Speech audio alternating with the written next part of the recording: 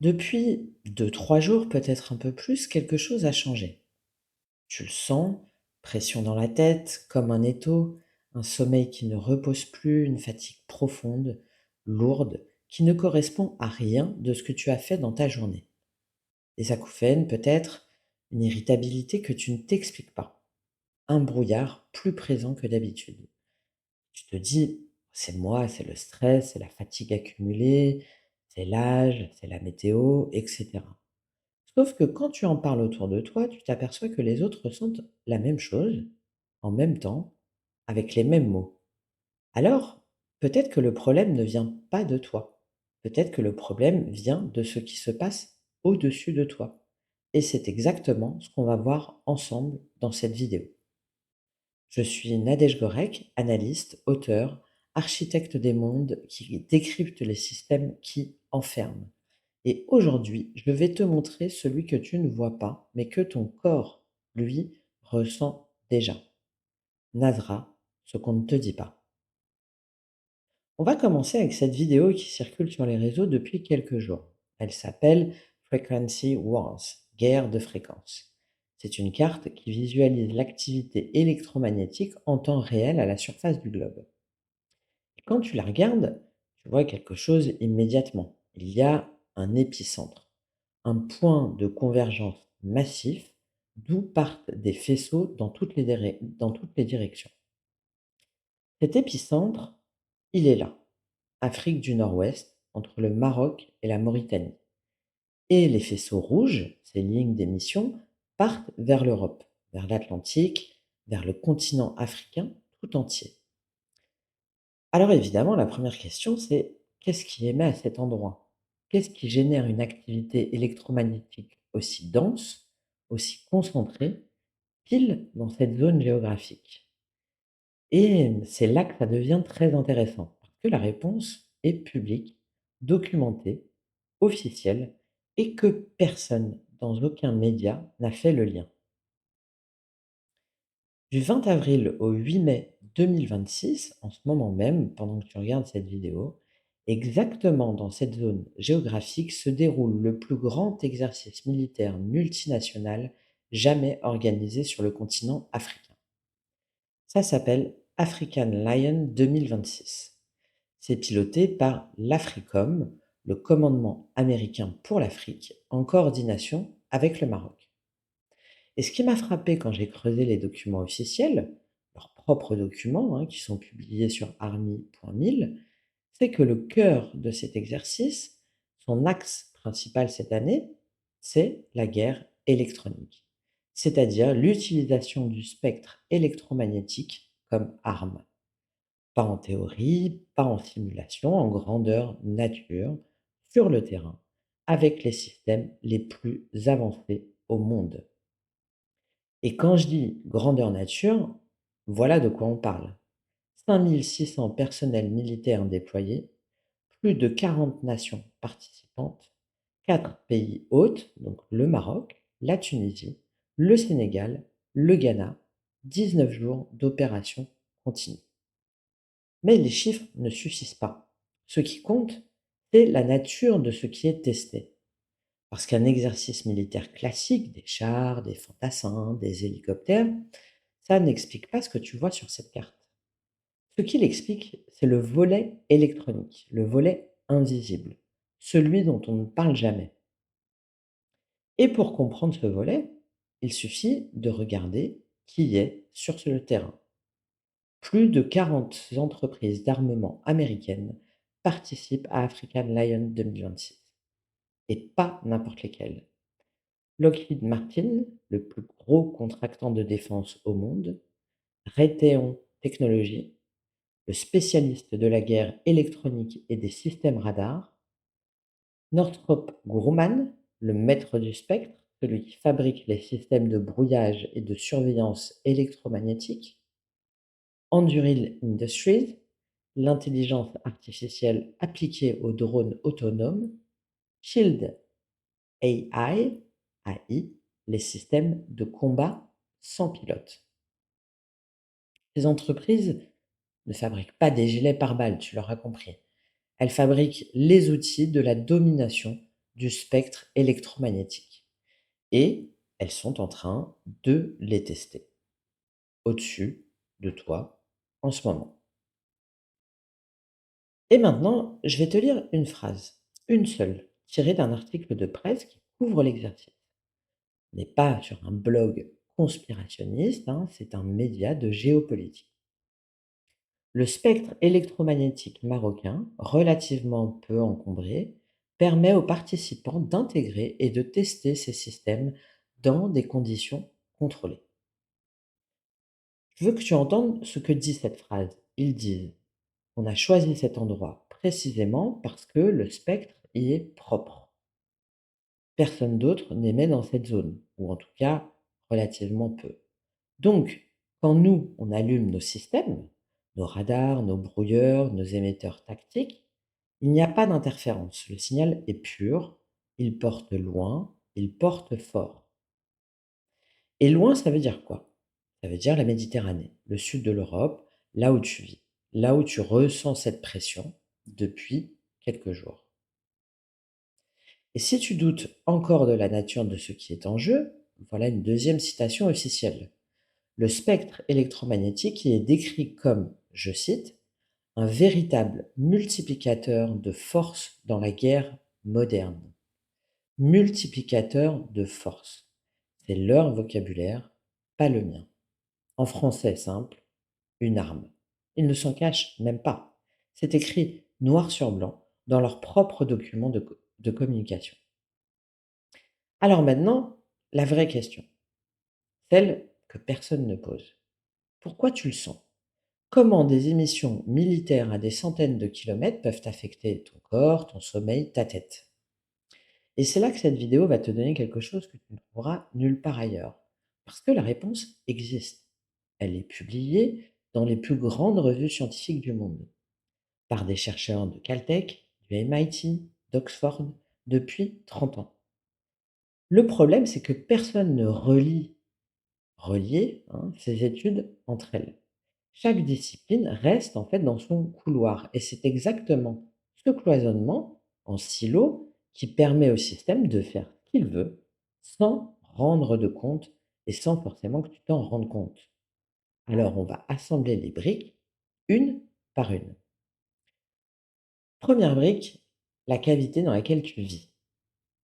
Entre la surface de la Terre et l'ionosphère, c'est-à-dire cette couche électriquement chargée de l'atmosphère, à environ 80 km d'altitude, il y a un espace fermé, et cet espace fonctionne comme une caisse de résonance, exactement comme le corps creux d'une guitare amplifie le son des cordes.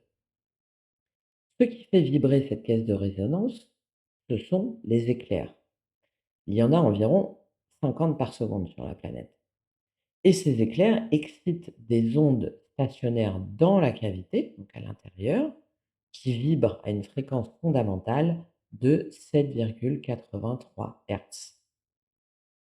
Cette fréquence, que tu connais peut-être, on l'appelle la résonance de Schumann. Elle a été prédite théoriquement en 1952 par le physicien Winfried Schumann et mesurée depuis de manière continue par les stations de Tomsk en Russie, par le réseau HeartMath aux États-Unis, par des observatoires européens. Retiens ce chiffre 7,83 Hz parce que c'est le pont entre la Terre et ton cerveau. Et voilà pourquoi ce chiffre est fondamental. Le cerveau humain émet des ondes électriques. On les classe en bandes: delta, θ, alpha, bêta, gamma, lettres grecques. Les ondes θ vont de 4 à 8 Hz. La méditation profonde, le rêve. Les ondes alpha vont de 8 à 13 Hz. C'est la veille détendue, l'attention calme. 7,83 Hz, c'est pile à la frontière, pile dans la zone de transition entre la veille et la plongée intérieure, le moment où le cerveau bascule d'un mode à l'autre. Et ton cerveau a évolué pendant des centaines de milliers d'années baigné dans cette fréquence. Il s'est calibré dessus, il s'est construit avec. Donc, quand cette fréquence change, quand la cavité est perturbée, naturellement ou artificiellement, tu le sens dans ton corps avant de le comprendre dans ta tête. Ça peut être le cas notamment avant de très grandes éruptions, pourquoi pas, ou sur un temps particulièrement orageux. Mais là, on parle seulement de la partie naturelle. Deuxième brique, ce que tu as dans le cerveau. En 1992, un chercheur de Caltech, Joseph Kirschvink, publie une découverte dans les Proceedings of the National Academy of Sciences, l'une des 3 revues scientifiques les plus prestigieuses au monde. C'est pas un forum, c'est pas un blog, c'est une publication à comité de lecture de la plus haute exigence. Qu'est-ce qu'il découvre? Le cerveau humain contient des nanoparticules de magnétite, de la magnétite, c'est-à-dire du fer magnétique, du Fe304. Environ 5 millions de cristaux par gramme de tissu cérébral. Pas un détail. Et une étude de l'université de Munich en 2018 a précisé la cartographie. Ces cristaux sont concentrés dans le tronc cérébral, la partie la plus ancienne du cerveau, celle qui gère les fonctions vitales, le rythme cardiaque, le sommeil, la vigilance.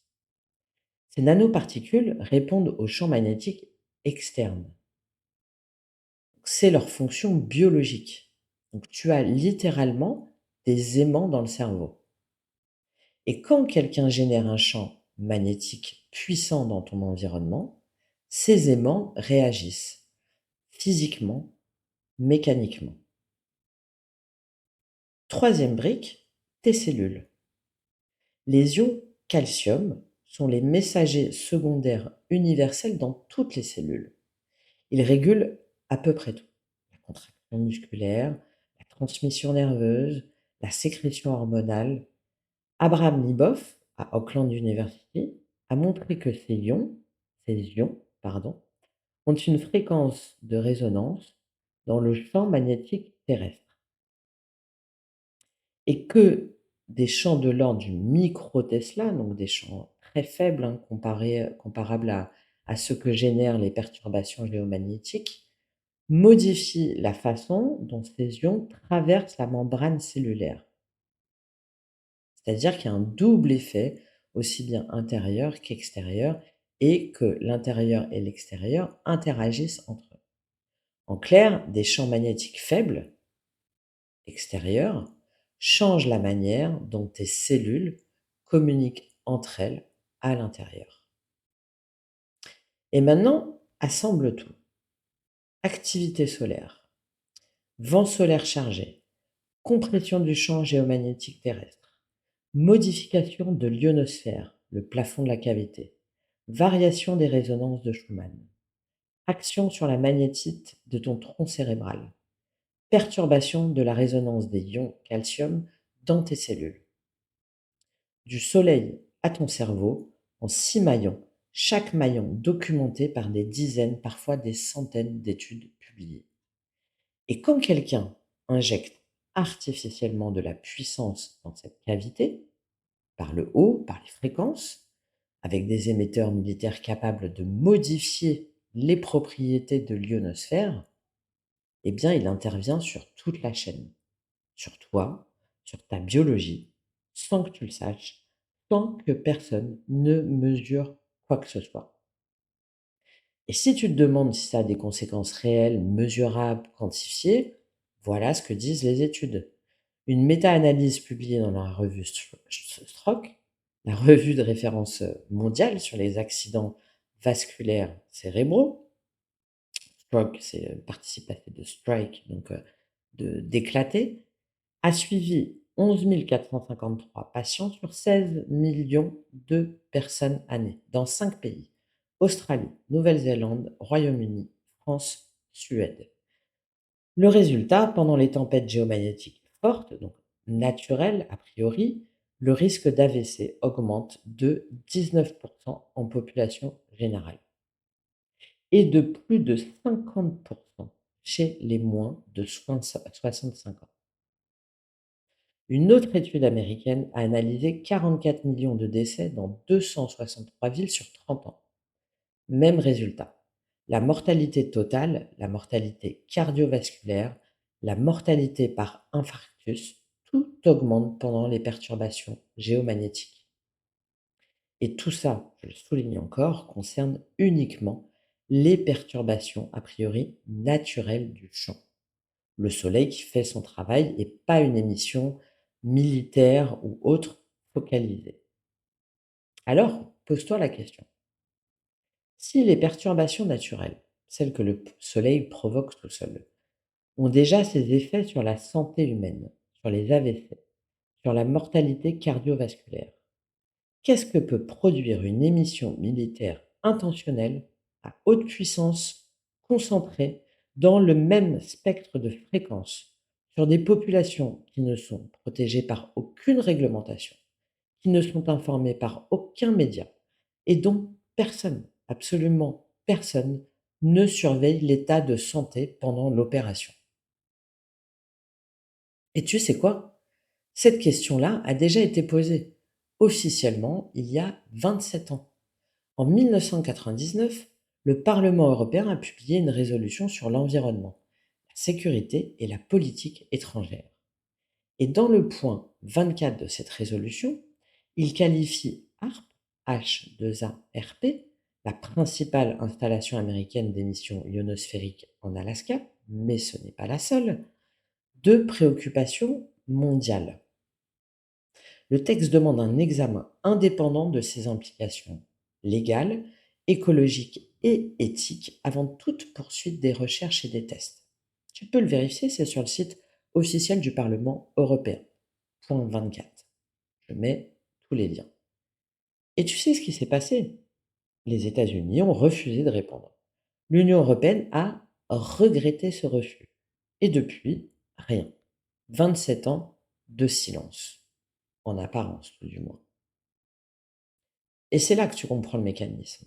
Quand le Parlement européen pose cette question, c'est de la géopolitique. C'est légitime, c'est institutionnel. Quand toi, tu poses exactement la même question, avec les mêmes faits, les mêmes sources, les mêmes documents, on te dit complotiste. Alors que la question est strictement la même. Le contenu est identique. Seul le statut de celui qui la pose a changé.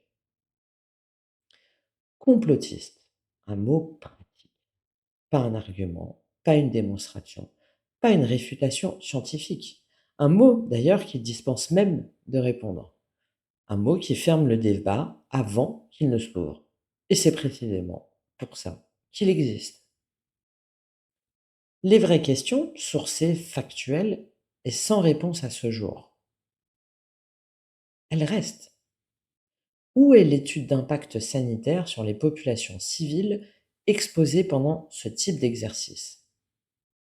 Qui mesure ce qui est émis? Qui contrôle les niveaux d'exposition auxquels tu es soumis? Qui rend des comptes? Personne. Le silence. Voilà la réponse. Et la raison pour laquelle personne ne fait ce lien, c'est le cloisonnement. Le physicien qui étudie l'ionosphère ne parle pas au neurobiologiste qui, lui, étudie la magnétite cérébrale. Le neurobiologiste ne parle pas à l'épidémiologiste qui mesure les corrélations entre tempête géomagnétique et infarctus. L'épidémiologiste ne parle pas au géopoliticien qui suit les exercices militaires. Et le géopoliticien ne parle pas au journaliste santé qui aurait pu relier tout ça. 5 disciplines, 5 couloirs étanches, aucun dialogue. Et tant que personne ne relie ces couloirs, le système peut opérer en toute impunité. Le travail que je fais avec Nasra, c'est exactement ça. Relier ce qu'on a séparé, assembler les pièces que chaque discipline laisse dans son tiroir. Parce que ce qui dérange, ce n'est jamais l'information en elle-même. L'information est publique. Les études sont en libre accès, très souvent, sauf secret défense. Les exercices sont annoncés sur les sites officiels. Ce qui dérange, c'est quand quelqu'un assemble le puzzle. C'est la synthèse qui est interdite. La réflexion, l'analyse. pas les pièces. Avant de terminer, je veux te donner 2 choses concrètes quand même, de l'action. Première chose, la mise à la terre. Oui, pense, pile. Pieds nus, sur la terre, l'herbe, le sable, la pierre humide, 15 à 20 minutes par jour. C'est prouvé, c'est scientifique. Ton corps accumule des charges électriques et le contact direct avec le sol terrestre ramène ton potentiel électrique à zéro par rapport au champ de la Terre. C'est de la physique élémentaire, hein, la même physique qui fait qu'on relie les appareils électriques à la Terre, justement, hein, au niveau des prises, pour éviter les surtensions. C'est la même chose. Dans une période où l'environnement électromagnétique est saturé par le soleil, par les exercices militaires, par tout le reste, les ondes, c'est la chose la plus simple, la plus gratuite et la plus efficace que tu puisses faire pour soulager ton système nerveux. Deuxième chose, vérifie, lis, recoupe. Toutes les sources de cette vidéo sont en description, sans exception. Les articles, les méta-analyses, les documents, les communiqués, la page du programme, les données Schumann. Tu n'as pas besoin de me croire, tu as besoin de vérifier par toi-même. Et si quelqu'un autour de toi ressent la même chose et pense que c'est dans sa tête, envoie-lui cette vidéo. Commente et booste cette vidéo pour rendre les choses coupées, compréhensibles au plus grand nombre. Et tu peux aussi me rejoindre sur Substack pour des articles de fond qui débunkent les normes qu'on tente de nous imposer. Les documents sont publics, les études sont publiées, les exercices sont annoncés. Tout est là. Il manque juste quelqu'un qui regarde l'ensemble. Et c'est ce qu'on vient de faire. N'adra ce qu'on ne te dit pas.